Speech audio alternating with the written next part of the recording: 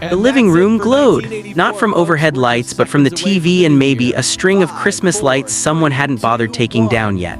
The coffee table overflowed with snacks, cheese balls rolled in nuts, pigs in a blanket cooling on paper plates, chips and dip, shrimp cocktail arranged on ice. You wore pajamas, not party clothes, just pajamas, because New Year's Eve at home meant comfort, not fancy. Your parents sipped champagne or punch from plastic cups. You had Shirley Temple's Sprite with grenadine and a cherry or sparkling grape juice in a fancy glass that made you feel grown up. The TV stayed on all night. Dick Clark's face filled the screen, broadcasting from Times Square. The ball would drop at midnight. And you were determined to stay awake, no matter how heavy your eyelids got, because this was the one night you were allowed to stay up late, really late, past midnight if you could make it. This video walks through what New Year's Eve really felt like back then, from being allowed to stay up late to the home party atmosphere with simple food and party hats, to watching Dick Clark on a grainy TV, to the chaos at midnight and the absolute silence of New Year's Day morning. Which part of New Year's Eve did you love most? Staying up late, the food, the countdown, or the quiet morning after? Drop a comment and let me know. And if you enjoy trips back in time, hit that like button and subscribe. For kids, New Year's Eve meant one thing above all else. You got to stay up late, past your bedtime, past when you'd normally be asleep. Your parents actually encouraged it. Try to make it to midnight, they'd say, smiling like they were daring you to do something impossible.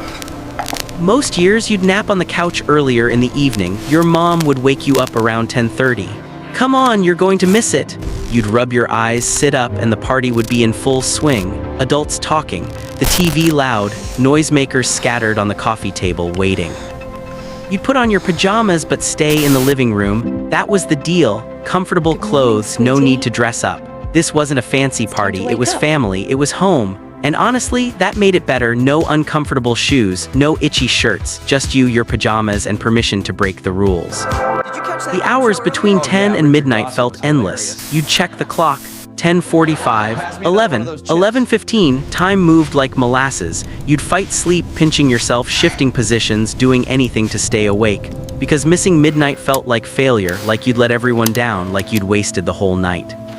If you lived through those years, you know the struggle, the weight of your eyelids, the way your head would droop forward and you'd jolt awake, embarrassed, hopping nobody noticed.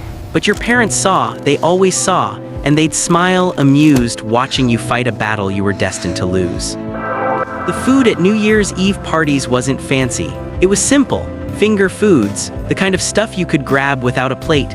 Cheese balls rolled in crushed nuts or parsley sitting on a platter with crackers stacked around it. Pigs in a blanket, little hot dogs wrapped in crescent roll dough still warm from the oven. Shrimp cocktail if your family was feeling fancy. Pale pink shrimp arranged in a circle around a bowl of red cocktail sauce. Chips and dip, French onion, usually thick and creamy with ridged potato chips for scooping. Bowls of pretzels, bowls of mixed nuts. Little meatballs in grape jelly and chili sauce simmering in a slow cooker. The drinks were just as simple. Your parents drank champagne from plastic flutes or punch from a big glass bowl with floating fruit slices. You got the kid version. Shirley Temple's Sprite mixed with grenadine syrup, a maraschino cherry dropped in, or sparkling grape juice poured into a fancy glass so you'd feel included in the toast. Party hats came out around 11. Cheap paper hats with elastic strings that snapped under your chin, cone-shaped, metallic, gold or silver. Sometimes they had Happy New Year printed on them in glitter. You'd wear yours proudly even though it felt silly, because everyone else was wearing one too, even your dad. Noisemakers sat in piles on the coffee table. Plastic horns that unfurled when you blew into them. Clickers that made a loud, rattling sound. Anything loud, anything obnoxious. Because at midnight you'd need them. You'd need to make as much noise as possible. To scare away the old year, to welcome the new one, that's what people said anyway. The TV stayed on all night. Dick Clark's New Year's Rockin' Eve. It started in 1972 and by the 80s it was tradition. Dick Clark in Times Square, bundled up against the cold, smiling that familiar smile, counting down the hours. The picture was grainy, the sound crackled, but it didn't matter. Times Square looked magical through that CRT screen. A million people packed together, bundled in coats and hats, waving at the camera. The ball perched high above them, covered in lights, waiting. You'd never been to New York, maybe you never would, but watching it on TV made you feel connected, like you were there. Musical performances played throughout the night, bands you recognized, singers your parents liked, pre-recorded segments from Hollywood mixed with live shots from Times Square. Dick Clark would introduce each act, smiling, professional, ageless. He seemed like he'd been doing this forever, and in a way, he had. You'd check the time obsessively, not just the clock on the wall, but the VCR clock, the digital numbers glowing green or red in the dark. 11:45, 11:50, the anticipation built. Your parents started gathering closer to the TV. Your mom grabbed the noisemakers. Your dad refilled his champagne glass. And then finally it was time. Dick Clark's voice filled the room.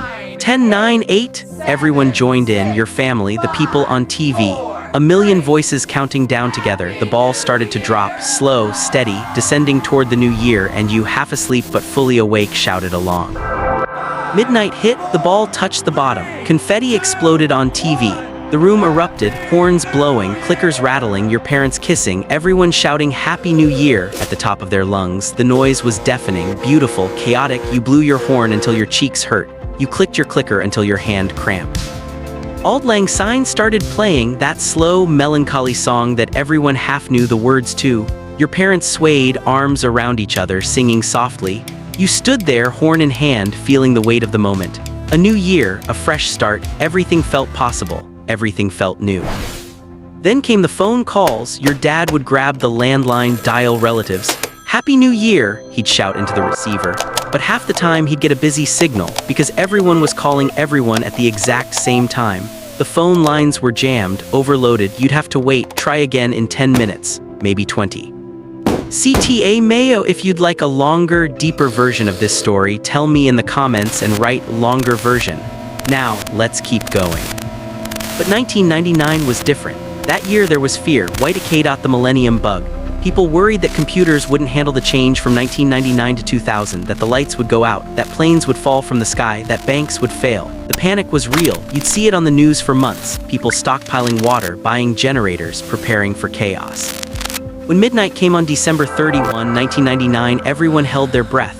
The ball dropped, the crowd cheered, and then nothing. The lights stayed on, the TV kept broadcasting, the world didn't end, relief washed over everyone, laughter, embarrassment. What were we so worried about? People joked. But for those few seconds, the fear had been real, and you'd never forget it. The next morning, the world was silent, absolutely silent. You'd wake up late, maybe 9, maybe 10, and the house would be still, your parents still asleep. The streets outside empty, no cars, no voices, just quiet, like the whole world had decided to rest after the chaos of the night before. You'd wander into the living room, party hats scattered on the floor, empty glasses on the coffee table, crumpled napkins, a half-eaten cheese ball, the TV still on, volume low, showing the Rose Parade, colorful floats gliding down the street in Pasadena, marching bands, announcers speaking in hushed, reverent tones. The Rose Parade was tradition. It aired every New Year's Day, and somehow, even if you weren't interested, you'd end up watching it. The floats covered in flowers, the precision of the marching bands, the sheer spectacle of it all. It felt important, like something you were supposed to watch, like part of the ritual of starting the year. Later in the day, the bowl games would start. College football, the Rose Bowl, the Orange Bowl, the Sugar Bowl. Your dad would settle into his chair, watching intently, even if he didn't care about the teams. It was tradition. New Year's Day meant football, always had, always would. And then slowly the decorations would come down, Christmas lights unplugged, the tree dismantled, ornaments packed away, the house returning to normal, the holidays officially over, school starting again in a few days, work resuming, life going back to its usual rhythm. And somehow, even though you were sad it was ending, there was comfort in that too, in knowing that next year you'd do it all over again. That was New Year's Eve in the 70s, 80s, and 90s. Staying up late, simple food and party hats, Dick Clark on a grainy TV, the chaos at midnight, and the absolute silence of the morning after, simple traditions that repeated every year and somehow that made them even more special.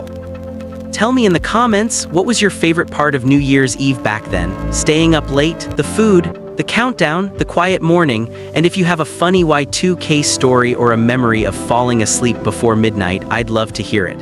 If you want the full, longer version, just let me know.